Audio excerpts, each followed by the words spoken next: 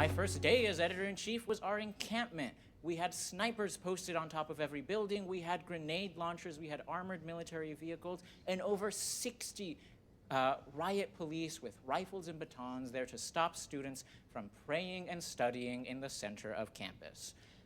When I chose to cover this, when I chose to investigate, we spent a month trying to get information from our campus administration. Complete silence. We filed a public records request, and while we were waiting for that response, we published the information we had, because this was the most historic and the most violent day in UTD history.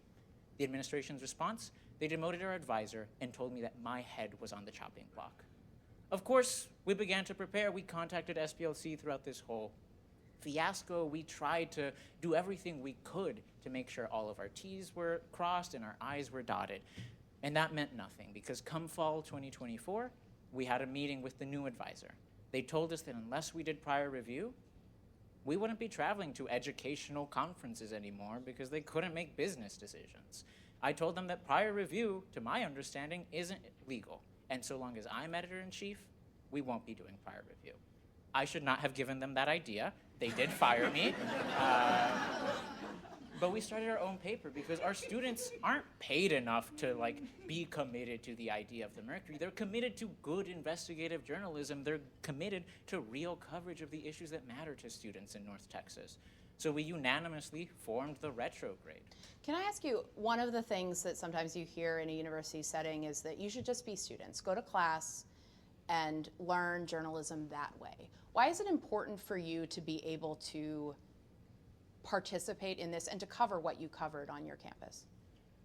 One fun thing to note, UTD does not have a journalism program. They cut it in the early 2000s because they thought journalism wasn't viable anymore. Instead, the Mercury is what we had. The Mercury had an advisor that was a professional staff member, and we worked very closely with local journalists to get professional training from the experts who are doing it in the modern day. That was something that the editor-in-chief was in charge of organizing, and it's something we've continued to organize because the school never gave us education. They never gave us that stuff, that kind of information. We had to get it for ourselves, and we continue to get it for ourselves. Mm-hmm. And I think it's important for students to do this kind of journalism because at a university the size of UT Dallas, and it's not just because we're big, we have over 30,000 students, there are public officials there. They are in charge of using our tuition money. If you go to a small school, if you go to a private school, you are giving them your tuition dollars to give you a good education. And when they're bringing snipers, when they are disrupting your campus, when they are taking away campus traditions because they feel that it is inconvenient to them to oversee it, they don't want students to use their First Amendment rights anymore, well, that actually interferes with my time as a student. I'm a political science and pre-law student. When I see this happening, I remember kind of Supreme Court cases that we've studied. I remember the things that we've discussed about what the government ought to do and when it can't do.